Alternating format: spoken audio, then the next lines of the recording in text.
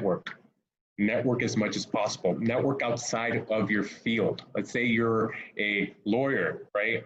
Let's say I am a lawyer. Hey, I know you're a lawyer, but I'm speaking to your audience, right? Let's say you're a lawyer. Let's say you're an electrician. Let's say you're a medic. Let's say you're anything. It doesn't matter what you are, right? Or what profession you're in, right? Speak to viewpoints outside of your bubble, right?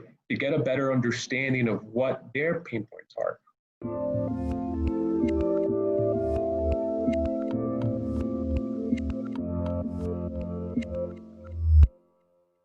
Hey everyone, this is Devin Miller here with another episode of the Inventive Journey. I am your host, Devin Miller, the serial entrepreneur that's grown several businesses to 7- and 8-figure companies, as well as founded Miller IP Law, where we help startups and small businesses with their patents and trademarks.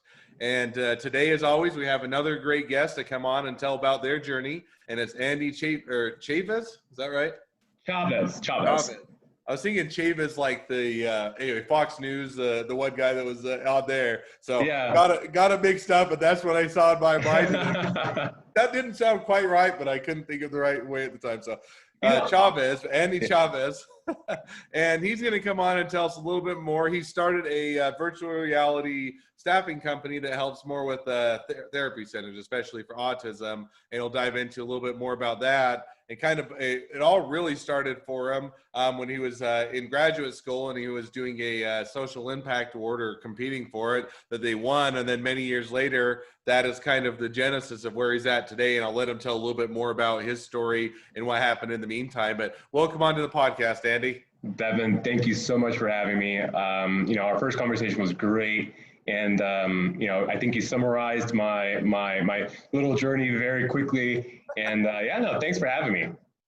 So awesome. Well, thank you for coming on. So I gave the very brief introduction of kind of what led you to where you're at today, but maybe if you can provide a little bit more detail, kind of, starting at, maybe graduate school or wherever makes sense. And then we can talk through and bring it up to the present, maybe a little bit of the future. Yeah, absolutely.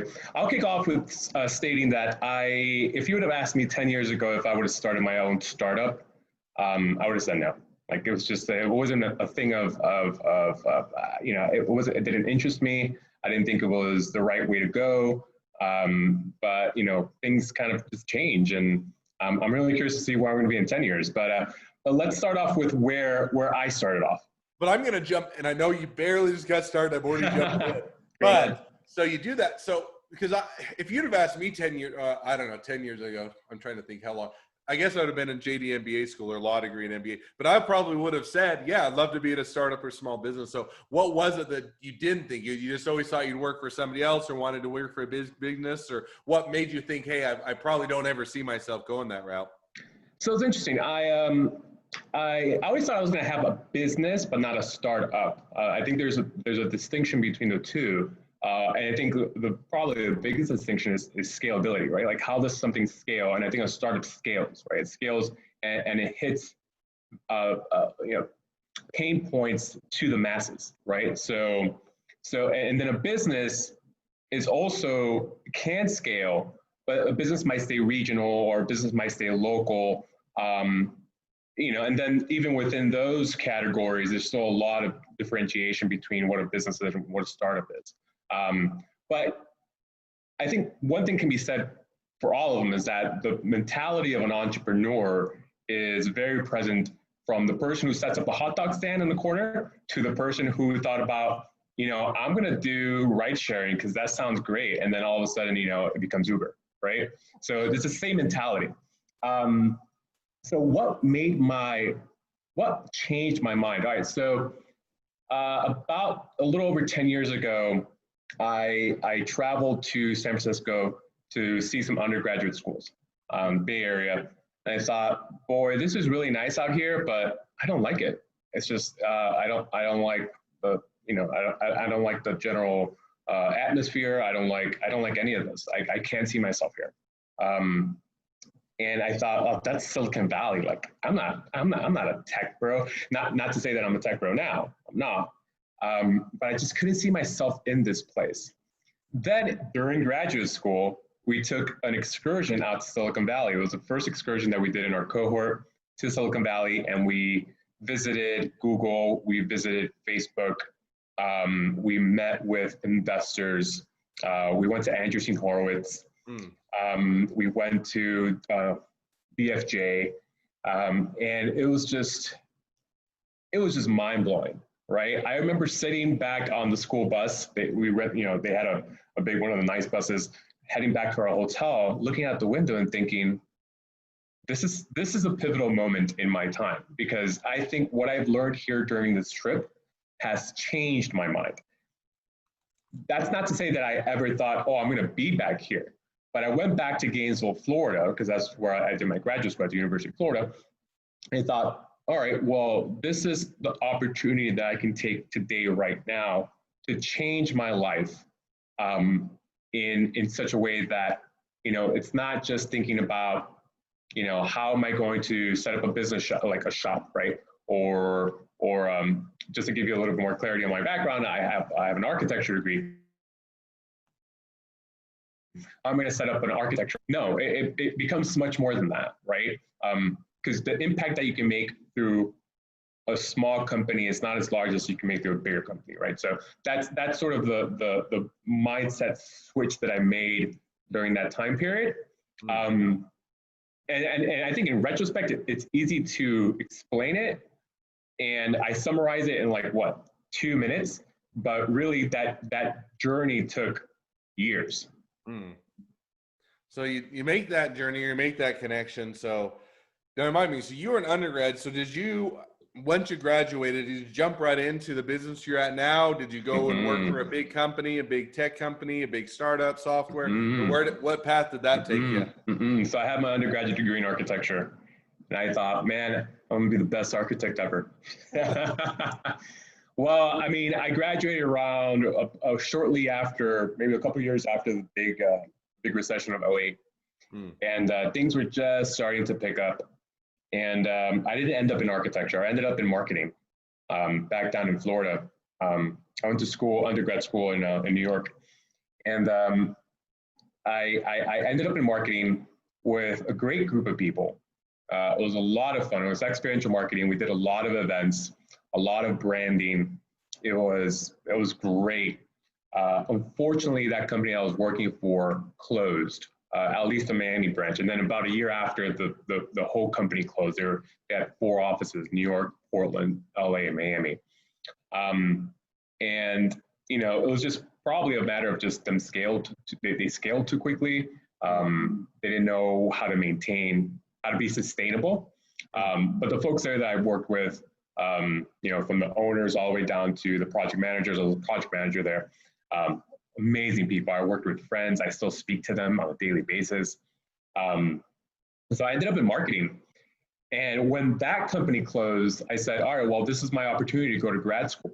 Okay. And this is another little fork in the road. I said, well, I'm going to go to grad school for architecture. Again, I want to get my master's in architecture, right?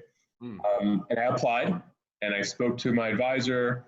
She was going to take me under her wing. I was going to write, do a study, perhaps even follow up with a PhD.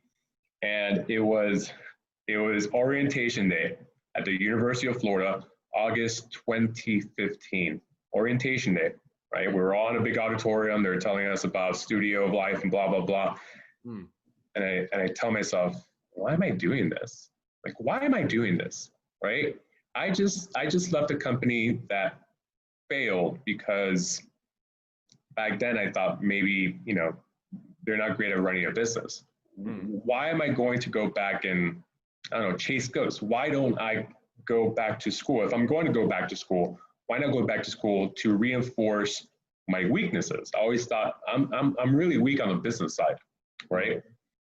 So I hopped on my bicycle and I went over to the school of business and I said, hey, what's your course catalog, right? Like I didn't have a chance to look online or research. What's your course catalog? What's your offering?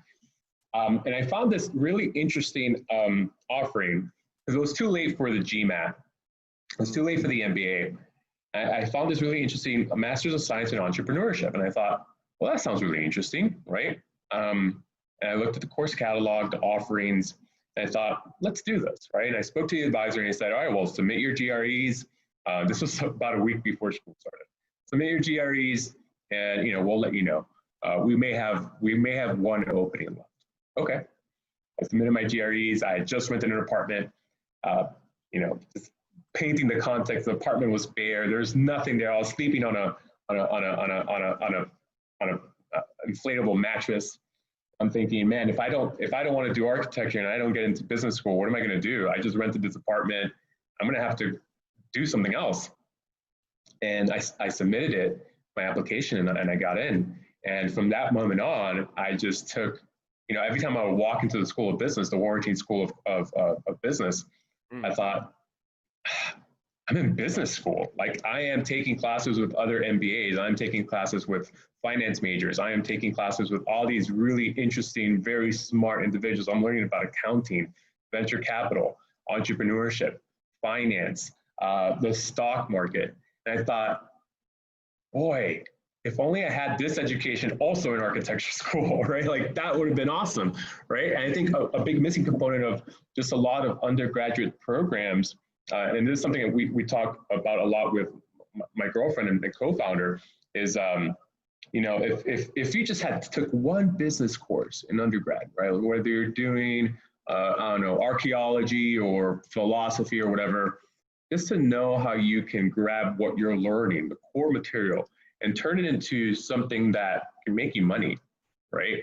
For yourself, not so you can go work for someone else, but for yourself, right? Even like the basic economics of what have you, insert anything there. Like, that would be so valuable. And I'm agreeing, but I even think even if you do go work for a bigger company, it's still very valuable in the sense that, because no matter if it's a big company, a startup, a small business, or anything in between, all companies need to make money in order to be sustainable, right? And too often, because I ended up getting 4 degrees, and yet I did end up getting the MBA, so I did have to do that, or go through and take that test as well as law degree. But regardless, a lot of times you come out, and when I came out of undergraduate and I did electrical engineering and Chinese, it was, I know how to be an engineer, but I have no idea how to run a business, or I have no idea, how a business makes it, or, and I know a little bit, but not very much as far as how a business makes its money, what is important to business, how you manage a business, how you bring in clients, how you do marketing, how you do sales.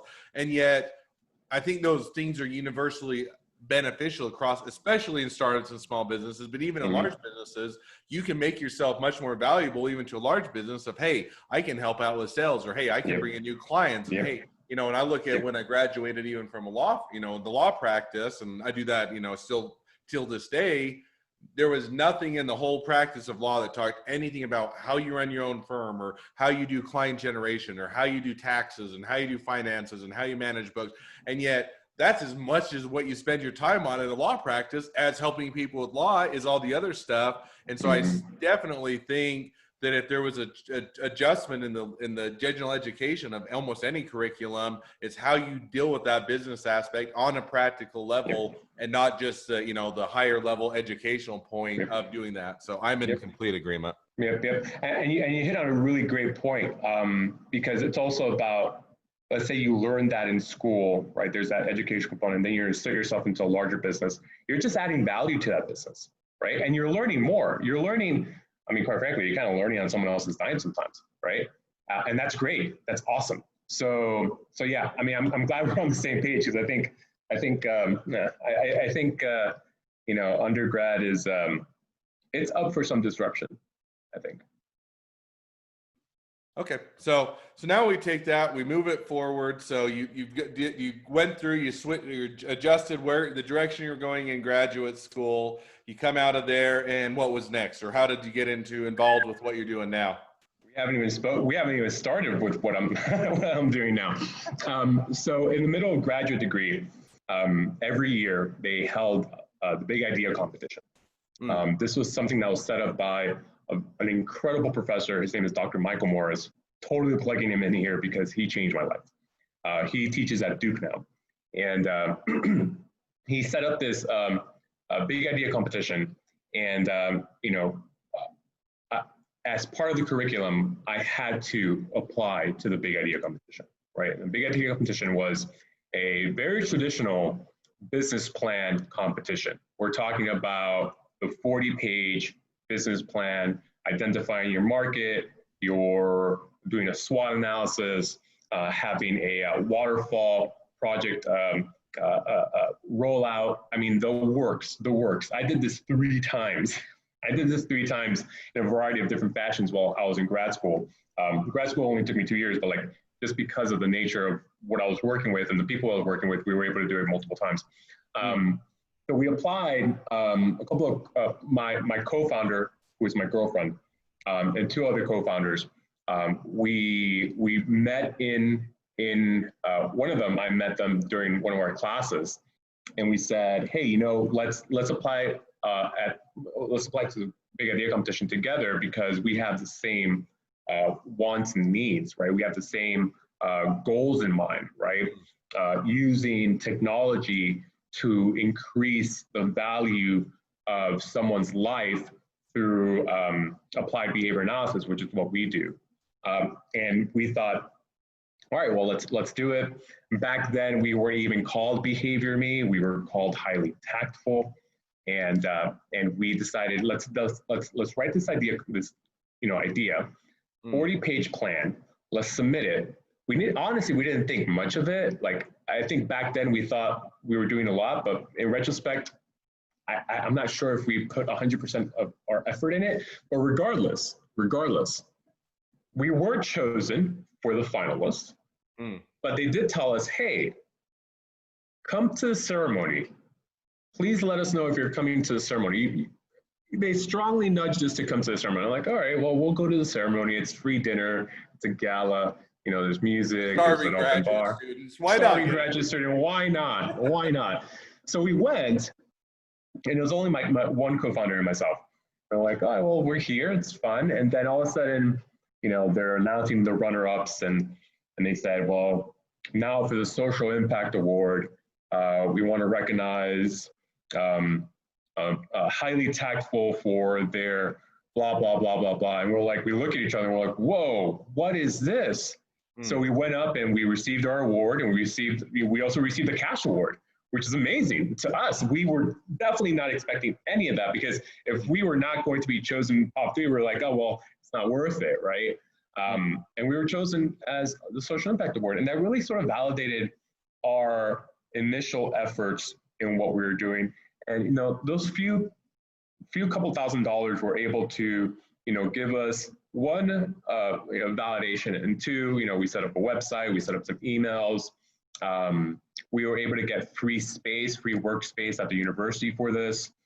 So it was great. It was a form of validation that helped us continue moving forward.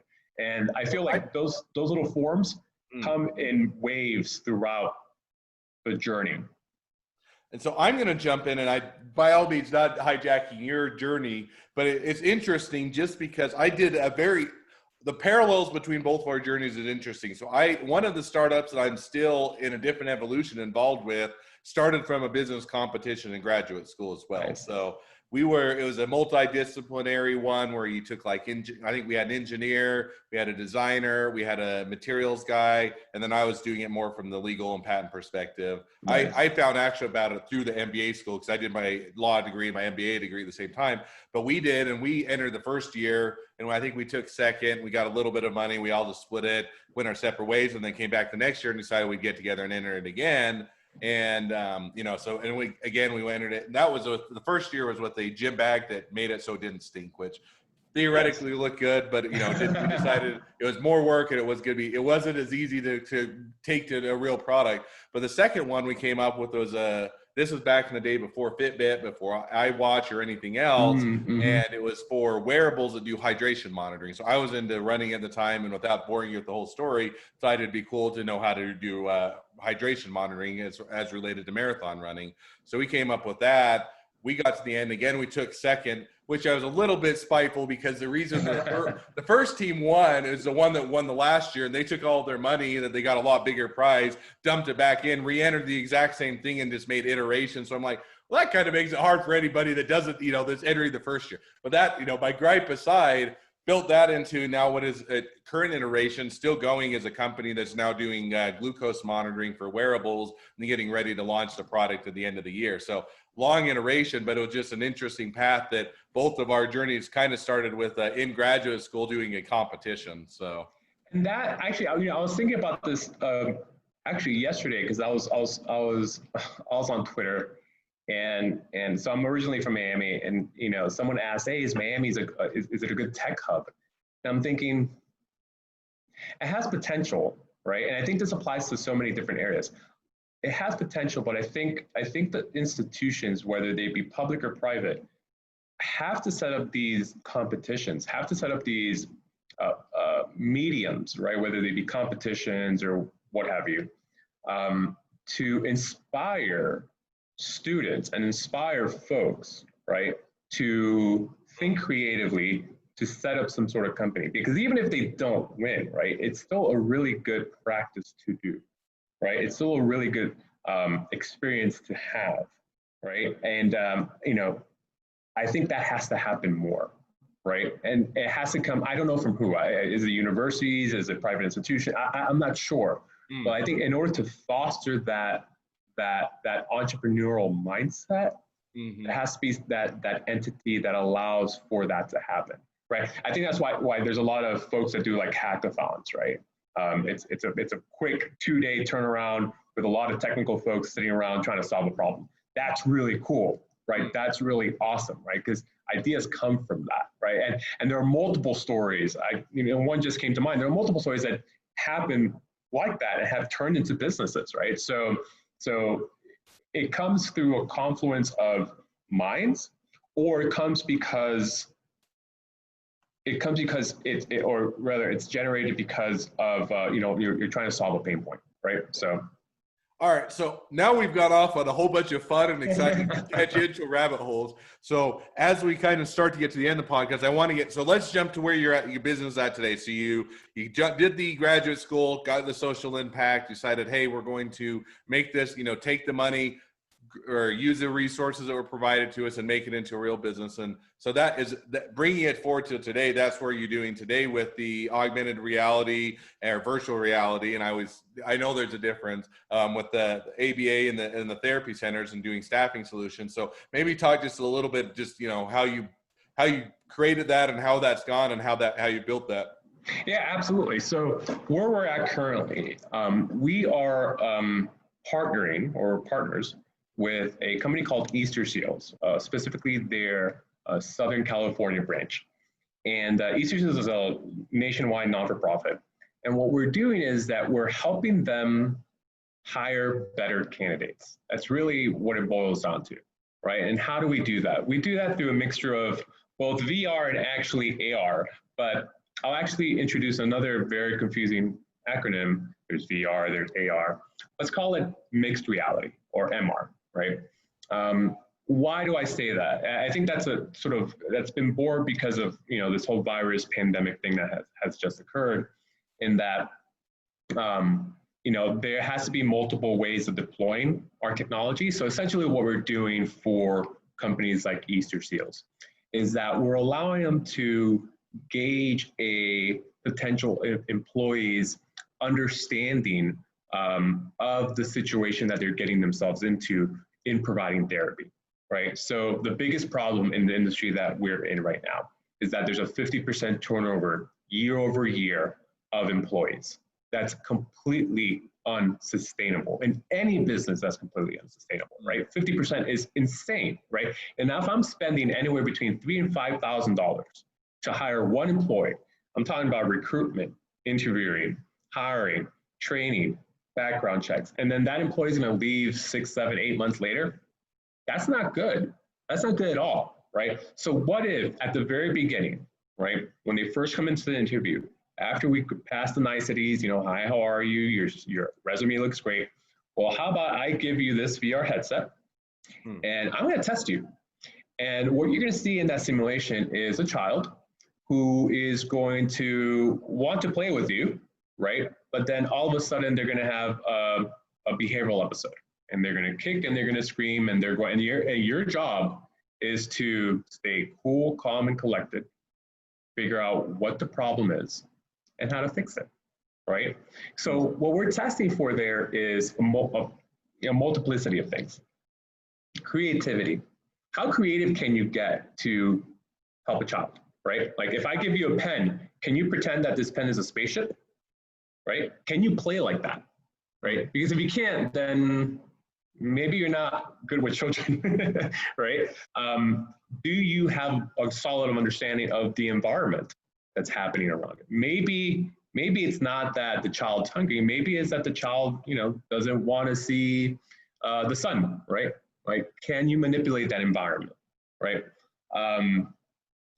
Can you interact with that child's parent? So we also have other avatars that come in and ask you questions, right? Like, how is my son, how's my daughter doing, right? Can you respond to that? So we're testing for technical skills and we're testing for soft skills, right? All of this before we even tell that person, yes, you're hired, no, you're not. We're passing on you, right? So we have a better understanding of who we want. Now, will that reduce the pool of possible candidates? Probably, but the quality of the candidate will increase. And ultimately, if the quality of the candidate increases, the quality of care increases, the length of care, right, the length of time that that person is paired with that child to provide therapy increases. So, that child doesn't jump from therapist to therapist because therapists are leaving, right? Because they're quitting because they can't do it, right? That's detrimental to the child. That's detrimental to the parents, to their siblings, to their grandparents, and it has a crazy network effect, right? So it really does have. When you talk about social impact, right? If we can impact one person's life, right? That is a social impact, right? We can impact a network effect. What I like, what I like, a lot of things I think is interesting is, because I think that taking, whether it's AR, and for people, augmented reality, virtual reality, what you call mixed reality, which I may argue that that's what augmented reality is, just in the sense that that's kind of what it already is. But we'll take that. But, it's been an industry that typically has gone into the gaming industry, which I think is maybe at some point it'll catch on, but it's certainly struggled, and they've done it multiple attempts, and it still hasn't caught on. And yet, so I think that it's a little bit of a cool technology looking for a real world application. And I even work with on the patent side, I work with another company that does it similarly within the worker labor type thing. So if you're an auto mechanic or you're even a doctor or different things, and it goes through training and also helps you to see things and manipulate them and everything else. So not what you guys are doing, but I think that that's where it really is going, and it has the most impact and usefulness. And then I think it's even cooler that you guys are doing it in an application that really allows you to test much better how you do a person that you're trying to hire, how they'll react into. And it's not going to be perfect or one for one, but it gives you a much better insight. So I think that's really awesome and cool what you guys are doing. So, well, I think there's about 20 more rabbit holes that we can go down that we never have. We don't have time for it. And the only people who find it interesting are us. But so maybe as we kind of start to move towards wrapping up, I always ask 2 questions at the end of the podcast. So we'll kind of jump over to those now. So the first question I always ask is, what was the worst business decision you ever made? Not acting upon the market quick enough, right? We've spent a lot of money chasing our darlings and not listening to what our customers are saying. Believing that we were trying to solve the biggest pain point, when truly, sometimes it isn't even what the market or your customer's saying, it's what they're not telling you, right? You have to read that too, right? So I'll give you a quick example. Sure. We started off with another offering in virtual reality. And we would set up these bi-weekly meetings with customers. And, a month, 2 months, they'd be going great. And then all of a sudden they drop off. I'm like, hey, Tim, why, you want to reschedule? And then tell them, we're having problems at the office. I'm sorry, we have to reschedule. Okay. All right. Well, okay. Eventually I had to ask them, well, what's happening? Well, okay. Well, my therapist just quit. Now I have to hire not only that therapist, but 5 more because, my demand is increasing. Okay. So we heard that multiple times, but we still didn't act upon it, right? We still didn't act upon it, right? So, and that happened with multiple customers too, right? And we thought, I guess they're not going to use our product. Okay, well, All right.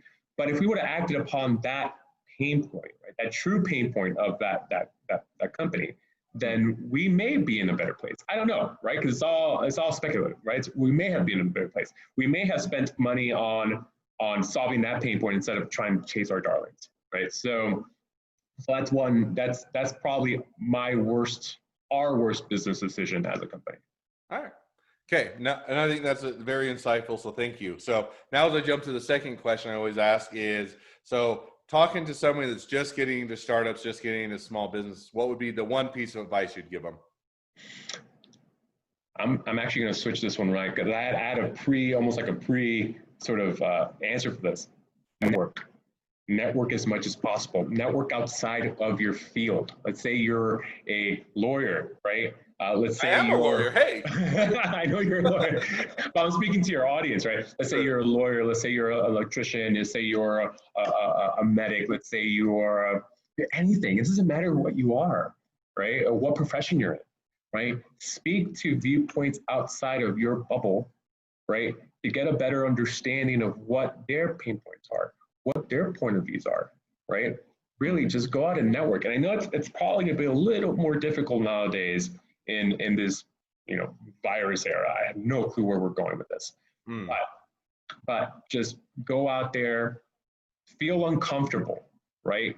Being uncomfortable, by being uncomfortable means that you are in a situation that's new to you and you're learning, right? If I had been comfortable, I probably would have continued in architecture school. If I was comfortable, I probably would have continued my merry way in marketing. If I was comfortable, I don't know, right? But I've purposely made myself uncomfortable, right? Put myself in situations where I don't fully understand in order to learn, right? And I think that's a very, very valuable thing to have as an entrepreneur starting out.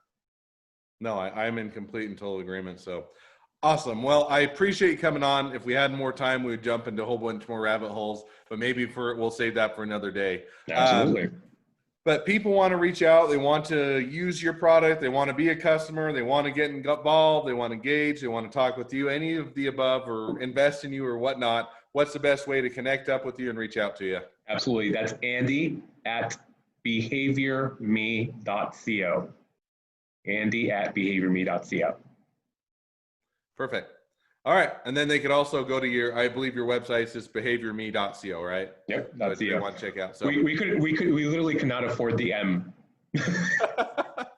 Hey, I more than understand. And sometimes you're like, this is the perfect URL, and it's like $20,000, or they don't want to sell it, or something else. Like, okay, I don't need that. I could do something similar, but we'll do something different. So perfect. Well, I appreciate you coming on. I invite everybody, especially those that are needing, they're working with autism or otherwise in therapy centers, to check you out, get to know more about you, and to use your service. For those of you that have your own journey to tell, we would love to have you come on the podcast and tell it. If you want to come on, just go to inventivejourneyguest.com and apply to be on the podcast. And for those of you that are listeners, make sure to click subscribe so that you can get notified of this and all the new episodes as they come out. And certainly, if you need any help with patents and trademarks, feel free to reach out to us at Miller IP Law. Andy, it was a pleasure to have you on. It was fun to hear your journey, and wish you the best next leg of your journey as things continue on for you. Evan, thank you so much for reaching out. Thank you so much for this opportunity. It's amazing. And likewise on your endeavors, and we'll connect again. All right. Sounds great.